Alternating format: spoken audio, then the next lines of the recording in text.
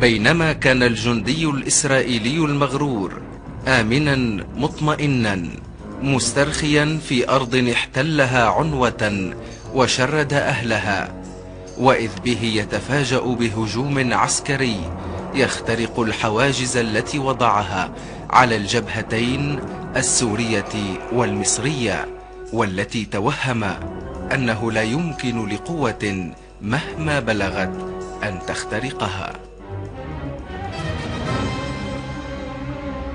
خط بارليف يسقط، القوات السورية تجتاز خط آلون، تدخل الجولان، تسقط الحماية الإسرائيلية عن جبل الشيخ، تصل إلى مشارف طبرية. الولايات المتحدة الأمريكية تتدخل، تحاول إنقاذ ربيبتها إسرائيل، تمدها بجسر من الإمدادات العسكرية، تتجسس على القوات العربية لصالحها. تلك هي العناوين الحمراء لحرب خلدها التاريخ، إنها حرب تشرين التحريرية.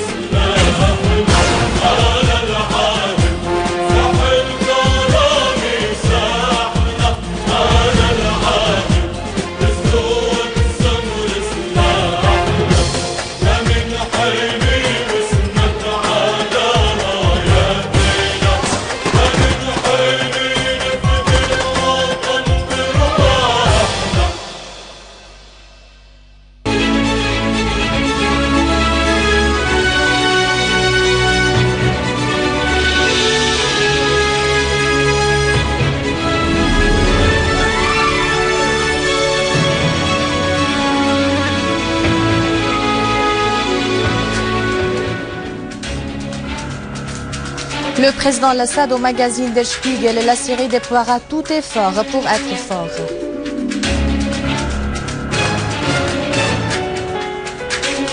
Lavrov, dans une conférence de presse conjointe avec son homologue américain, nous sommes résolus à lutter contre le terrorisme et l'extrémisme en Syrie. Début des exercices maritimes russo-allemands au golfe de Finlande.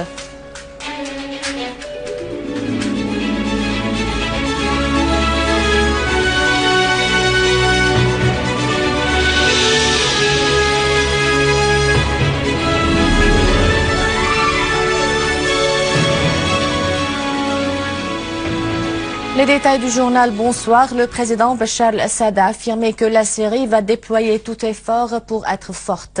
Dans une interview qu'il a accordée au magazine allemand Der Spiegel, le président al-Assad a indiqué que ceux qui croient en l'isolement de la Syrie s'isolent de la vérité, assurant que le dialogue reste toujours possible, mais pas avec les hommes armés. Le président al-Assad a fait savoir que l'armée et le peuple sont dans le même rang, soulignant qu'il n'y a aucune option que la croyance en la victoire et le salut du pays. Le président Bachar al-Assad a affirmé que toutes les décisions politiques prises par l'Occident pendant la dernière décennie avaient soutenu Al-Qaïda, précisant que des combattants d'Al-Qaïda de 80 pays se trouvent actuellement en Syrie en aide de l'Occident. Le président al-Assad a indiqué que l'Occident comprend tard la réalité effective et qu'il sait actuellement que 50% des hommes armés sont des terroristes, car il préfère faire confiance en Al-Qaïda au lieu de la confiance en les gouvernements. Le président al-Assad a évoqué les contacts avec certaines institutions en Allemagne et l'ouverture de certains canaux qui n'existaient pas dans le passé pour échanger les informations, mais on ne peut parler des contacts politiques. Le président Al-Assad a fait savoir que l'Allemagne et l'Autriche disposent d'une vision plus objective et plus près de la réalité vis-à-vis de la Syrie, affirmant la disposition de la Syrie à recevoir des délégations de l'Allemagne à Damas pour discuter des vrais contacts et prendre connaissance de la situation.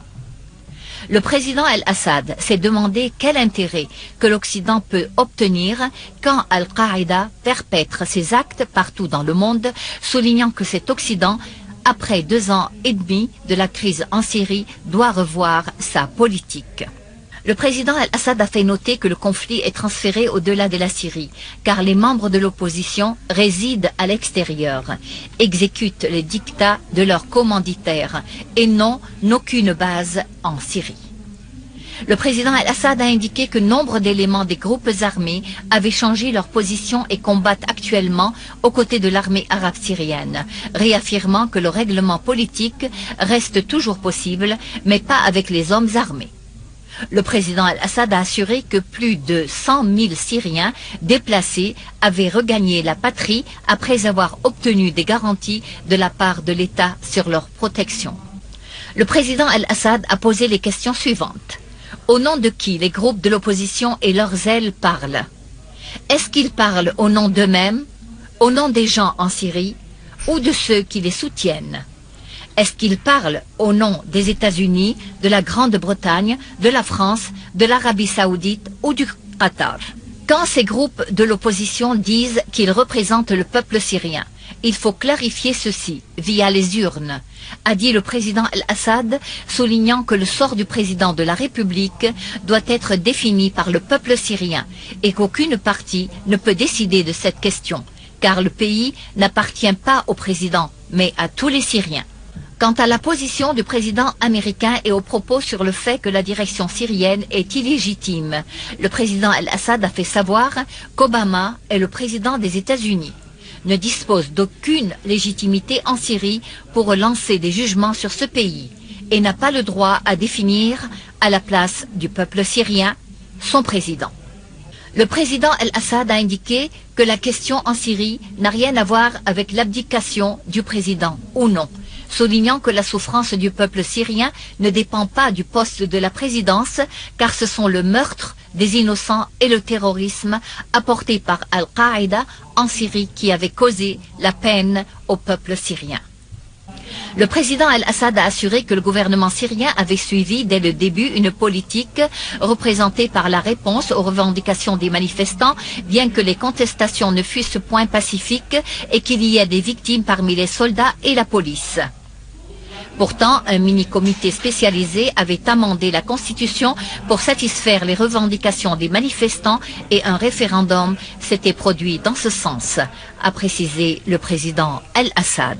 Le président Al-Assad a qualifié de bonne la résolution adoptée par le Conseil de sécurité sur l'accord russo-américain à l'égard de l'arme chimique en Syrie, faisant savoir que la Russie appuie la Syrie et remplit ses engagements à son égard, non seulement dans le domaine de la défense aérienne, mais d'autres armes permettant à la Syrie de se défendre. Les Russes sont des amis de la Syrie, comprennent mieux que l'Occident ce qui se passe dans le pays et sont plus autonomes que les Européens qui s'appuient dans leur politique sur les États-Unis, a assuré le président Al-Assad.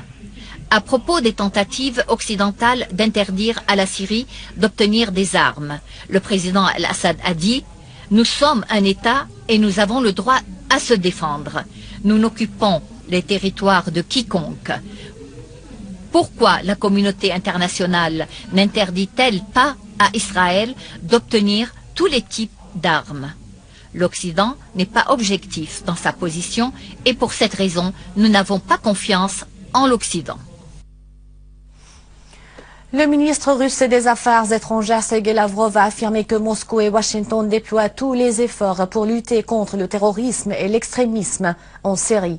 Lors de sa rencontre avec son homologue américain John Kerry en marge du sommet d'Asie-Pacifique tenu en Indonésie, Lavrov a souligné que Damas coopère positivement avec les experts onusiens chargés de démanteler les armes chimiques en Syrie. L'avenir de la République arabe syrienne est celui d'un État pluraliste, a précisé Lavrov, tout en appelant toutes les parties à coopérer pour parvenir à cet objectif. Il a affirmé que les groupes terroristes en série œuvrent pour entraver le processus de Genève. Il a appelé les pays limitrophes de la Syrie à mettre en œuvre les directives du Conseil de sécurité et contrôler leurs frontières pour faire cesser l'infiltration d'armes chimiques en Syrie à partir de leur territoire au profit des partis non gouvernementales. De son côté, John Kerry a précisé que les États-Unis et la Russie s'accordent à dire que toute action militaire pour résoudre la crise en Syrie est inacceptable, comme le sont aussi les positions extrémistes, quel que soit le statut des forces qui les adoptent. Le comité de suivi pour le dialogue a tenu une conférence de presse pour affirmer que seule la solution politique nationale et la participation à la conférence internationale prévue à Genève sont les clés de la crise en Syrie. Lors de leur rencontre avec le représentant du bureau de l'envoyé spécial onusien en Syrie, Mukhtar Lamani, les membres du comité ont affirmé la nécessité d'activer le processus politique avec la participation de toutes les parties prenantes impliquées dans la crise à la conférence de Genève 2 prévue prochainement au sujet de la crise en Syrie. Une charte nationale doit être élaborée pour sortir de la crise, ont précisé les membres du comité, appelant toutes les parties qui appuient le terrorisme à cesser leur action inadmissible en Syrie.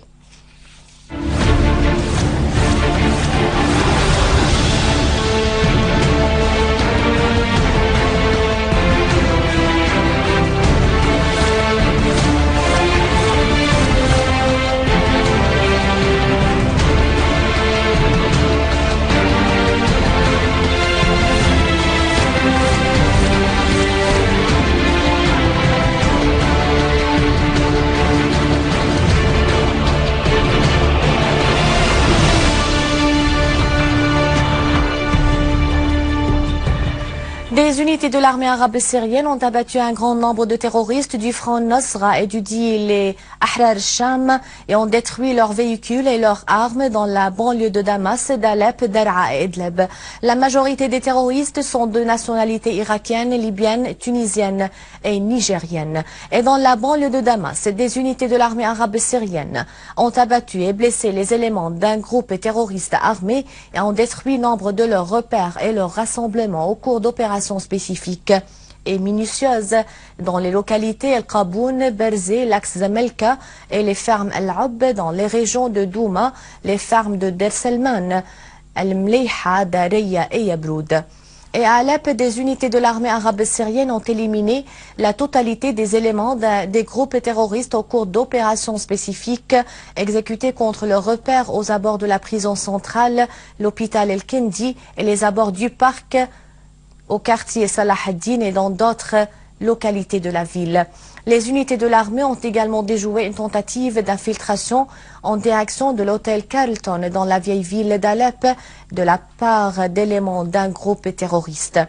Et dans la ville de Idlib, les unités de l'armée arabe syrienne ont abattu des dizaines de terroristes du Front Nasra et du dit Ahrar al-Sham, en majorité de nationalité irakienne et libyenne et tunisienne, et ce au cours d'opérations spécifiques et minutieuses contre leurs repères, détruisant de grandes quantités de leurs armes et de leurs munitions près du bâtiment Ikarda sur l'autoroute Saraqib-Alep, le village de Al-Zirb dans la banlieue de Saraqib et dans d'autres régions du gouvernorat. Et dans la banlieue nord de Hama, des unités de l'armée arabe syrienne ont tendu une embuscade à un groupe terroriste près du village Kafara, au cours de laquelle ils ont éliminé la totalité des éléments d'un groupe dont le Nigérien Ali Abbas. Et à Daraa, les unités de l'armée arabe syrienne ont détruit des regroupements et des repères des terroristes dans la localité Al-Jamarik, Nawa Tafas, Al-Ihrak dans la banlieue occidentale de Daraa.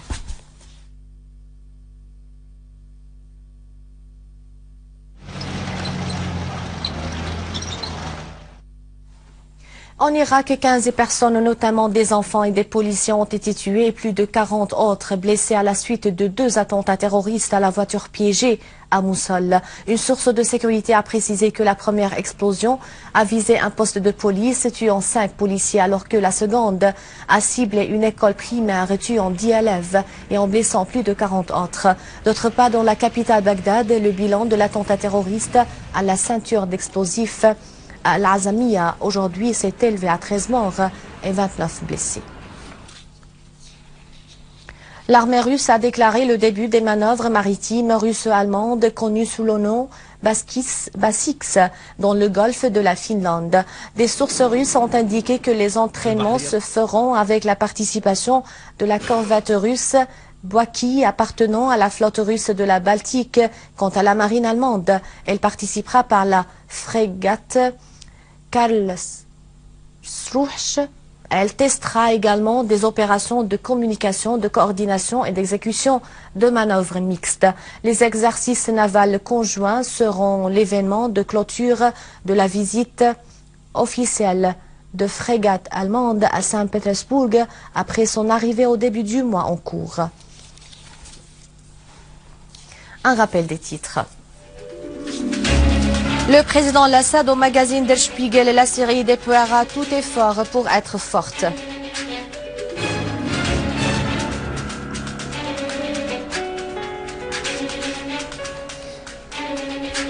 Lavrov dans une conférence de presse, nous sommes résolus à lutter contre le terrorisme. Début des exercices maritimes russo-allemands au golfe de Finlande. Davantage d'informations sur le site internet syriaonline.sy. Merci de votre fidélité. Bon après-midi.